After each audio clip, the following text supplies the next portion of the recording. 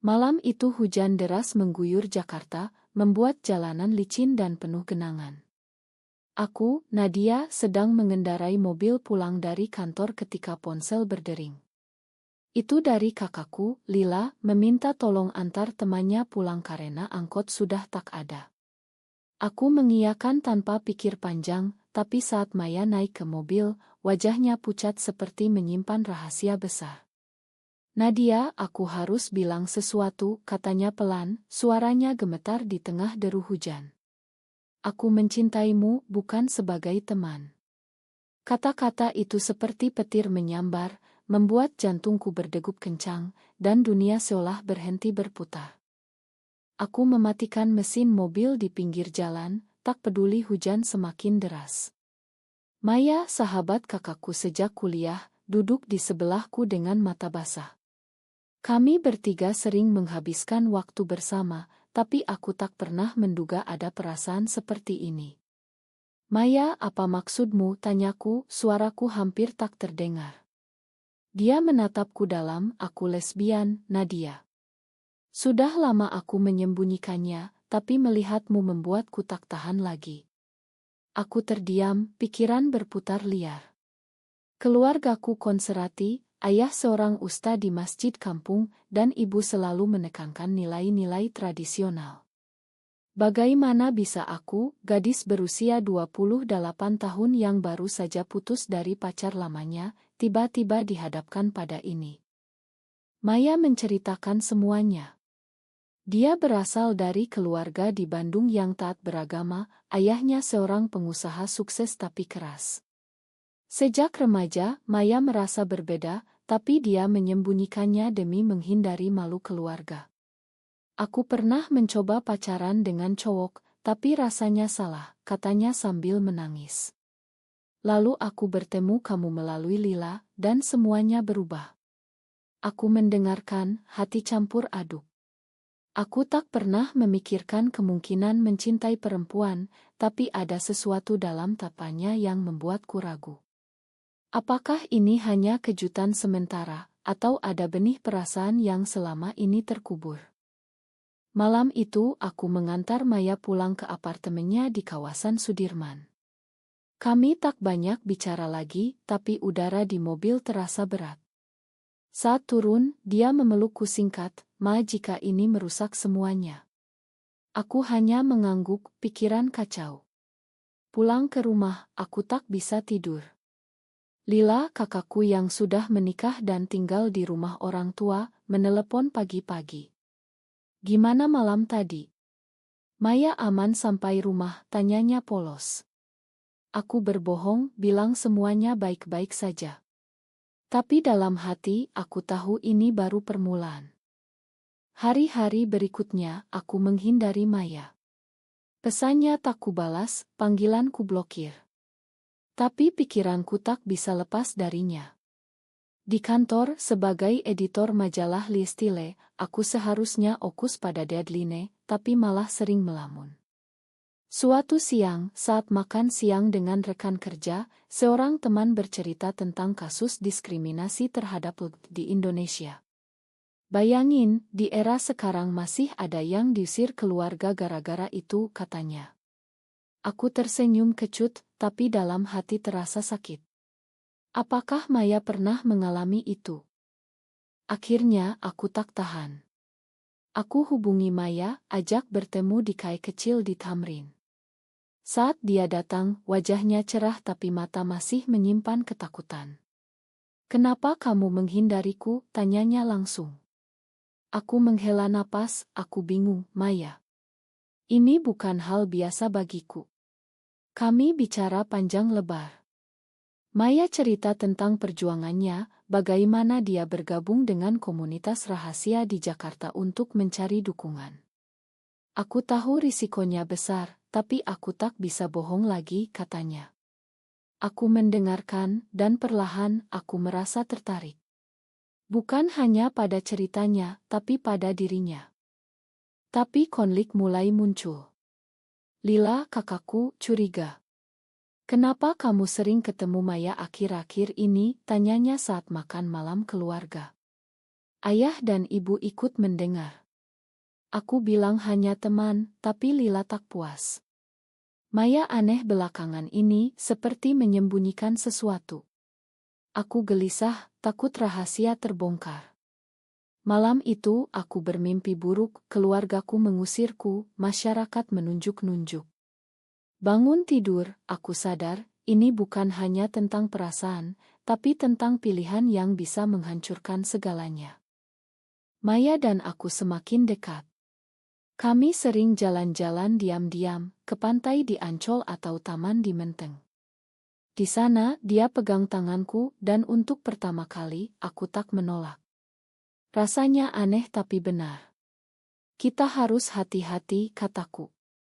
Dia mengangguk, aku tahu, Nadia. Tapi aku siap bayar harganya. Tapi aku. Apakah aku siap? Pertanyaan itu menghantuiku setiap malam. Suatu hari, saat kami di KAE, seorang teman Maya mendekat. Namanya Rina, juga lesbian, dan dia cerita tentang pengalamannya diusir keluarga. Aku sekarang hidup sendiri, tapi bebas, katanya. Aku terdiam, membayangkan jika itu terjadi padaku. Maya memegang tanganku di bawah meja, memberi kekuatan. Tapi di dalam, aku ragu. Apakah cinta ini layak untuk segala risiko? Konflik memuncak saat Lila menemukan pesan di ponselku. Apa ini? Kamu dan Maya, tanyanya marah. Aku panik, tapi tak bisa bohong lagi. Iya, kami saling suka. Lila terkejut, Nadia, ini salah. Bagaimana dengan keluarga? Ayah akan hancur. Aku menangis, tapi tak mundur. Ini pilihan pertamaku yang berani. Lila tak bisa terima. Dia bilang akan cerita ke orang tua jika aku tak putus dengan Maya. Ini bukan Indonesia yang kamu kenal, Nadia. Masyarakat akan menghakimi, katanya tegas. Aku marah, kenapa kamu tak dukung aku? Kamu sahabat Maya. Lila menggeleng, justru karena itu aku tahu risikonya. Maya pernah cerita padaku dan aku sarankan dia sembunyikan. Ternyata Lila sudah tahu sejak lama, tapi memilih diam. Pengkhianatan ini membuatku sakit hati. Aku pergi dari rumah, tinggal sementara di apartemen Maya. Di sana kami bicara tentang masa depan. Maya ingin terbuka, tapi aku takut. Bagaimana jika keluargamu tahu, tanyaku. Dia tersenyum pahit, mereka sudah curiga sejak aku tolak lamaran cowok. Tapi aku siap hadapi. Aku kagum pada keberaniannya, tapi juga iri. Aku masih bergantung pada keluarga, pekerjaan, dan lingkungan sosial. Di Jakarta, di mana agama dan tradisi kuat, menjadi lesbian seperti berjalan di atas pisau. Hari-hari bersama Maya indah tapi penuh ketegangan. Kami menghindari tempat ramai, takut dikenali. Suatu malam, saat kami di rumah, Maya cerita tentang masa lalunya. Aku pernah jatuh cinta pada guru les di SMA, tapi dia menolak dan ancam lapor orang tua, katanya sambil menangis. Aku peluk dia, merasa perasaan kami semakin dalam. Tapi telepon dari Lila datang lagi. Ayah sakit, Nadia. Pulanglah. Aku panik, apa ini karena aku? Pulang ke rumah, ayah terbaring lemah. Apa yang terjadi, nak? Tanyanya lemah. Lila memandangku tajam. Aku bohong, bilang stres kerja. Tapi ibu curiga kamu sering keluar malam-malam. Ada apa? Aku diam, hati terbelah. Di satu sisi keluarga, di sisi lain Maya. Pilihan ini seperti maut. Maya menelepon, jangan tinggalkan aku. Aku janji tak akan, tapi dalam hati ragu. Temanku di kantor, Sari, cerita tentang kasus yang dibully online. Bayangin, Nadia, hidup mereka susah. Aku tersenyum tipis, tapi takut itu nasibku. Akhirnya, aku putuskan cerita ke Maya tentang tekanan Lila. Dia ancam cerita ke orang tua. Maya marah, Lila pengkhianat. Dia janji rahasiakan. Ternyata Maya pernah curhat ke Lila, dan Lila berjanji dukung. Pengkhianatan ini membuat Maya hancur. Kami bertengkar pertama kali. Kamu pilih keluarga atau aku, tanyanya. Aku menangis, aku tak tahu. Malam itu aku tinggal sendiri di apartemen. Pikiran kacau, aku ingat masa kecil. Ayah selalu ajar nilai Islam, tapi juga kasih sayang. Apakah cinta ini dosa? Aku baca artikel online tentang di Indonesia, banyak cerita pilu. Ada yang bunuh diri karena tekanan. Aku takut jadi seperti itu. Besoknya, Maya datang minta maaf. Aku tak mau paksa kamu. Kami berdamai, tapi ketegangan tetap.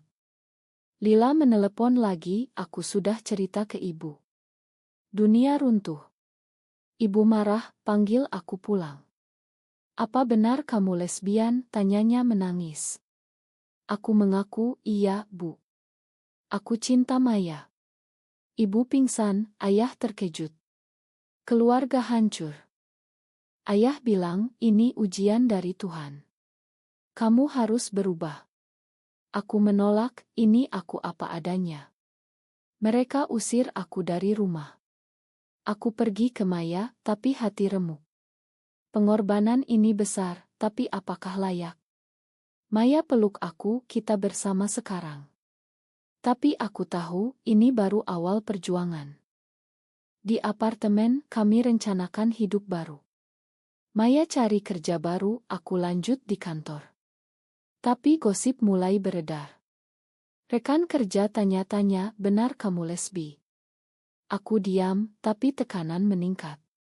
Suatu hari, ada demo anti-LGBT di Monas, dan aku lihat berita. Takut, aku bilang ke Maya, mungkin kita harus pisah. Dia marah, setelah semua ini. Konflik kembali. Pisah sementara, itulah yang kami putuskan.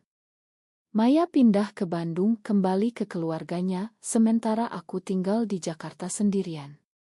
Hati hancur, tapi aku pikir ini terbaik. Keluargaku mulai hubungi lagi, ibu bilang pulanglah, nak. Kami makan jika kamu berubah. Aku tergoda, tapi ingat Maya. Apakah ini pengkhianatan? Di kantor, aku fokus kerja untuk lupakan. Tapi suatu hari, Sari, temanku, cerita dia juga lesbian. Aku sembunyikan dari semua, katanya. Kami jadi dekat, saling dukung. Sari ajak ke komunitas rahasia, di sana aku bertemu banyak orang seperti kami. Cerita mereka buka mata, ada yang bahagia, ada yang menderita. Aku sadar perjuangan ini tak mudah. Maya hubungi aku diam-diam, aku rindu kamu, katanya. Aku juga, tapi takut. Keluarganya di Bandung tahu, dan ayahnya marah besar. Dia usir aku, cerita Maya menangis. Aku panik, langsung ke Bandung. Di sana aku temui Maya di hotel kecil. Kami pelukan, perasaan kembali. Kita tak bisa pisah, kataku. Maya setuju, kami putuskan kembali ke Jakarta bersama. Tapi masalah baru muncul. Lila, kakakku, hubungi Maya. Kembalikan adikku, katanya ancam. Maya tolak, tapi Lila tak menyerah. Dia sebarkan rumor di keluarga besar. Paman dan tante hubungi, nasihati aku. Ini dosa besar, Nadia. Aku marah, blokir semua. Tapi dalam hati, mau tak mau aku pertanyakan, apakah ini benar? Maya dan aku mulai hidup bersama. Kami sewa apartemen kecil di Kemang. Hidup sederhana, tapi penuh cinta. Tapi masyarakat sekitar curiga. Tetangga bisik-bisik, mereka aneh. Suatu malam, ada orang ketuk pintu, bilang Li ini bukan tempat untuk kalian. Kami takut, tapi tetap bertahan. Maya bilang kita kuat bersama. Konflik memuncak saat ayah datang ke apartemen. Nadia, pulanglah. Maya, tinggalkan anakku. Maya menangis, saya cinta dia, Pak. Ayah marah, ini haram. Aku berdiri di antara mereka, pilih aku atau tinggalkan, Pak. Ayah pergi dengan hati hancur. Aku menangis, tapi ini pilihan. Setelah itu kami lebih hati-hati. Bergabung komunitas, dapat dukungan. Sari jadi sahabat dekat.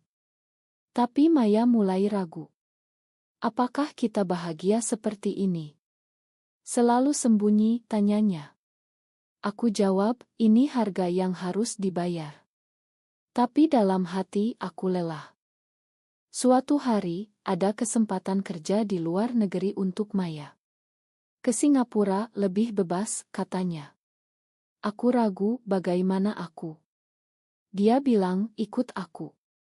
Tapi aku tak bisa tinggalkan pekerjaan dan keluarga. Konflik lagi. Kamu pilih karier atau aku, tanyaku.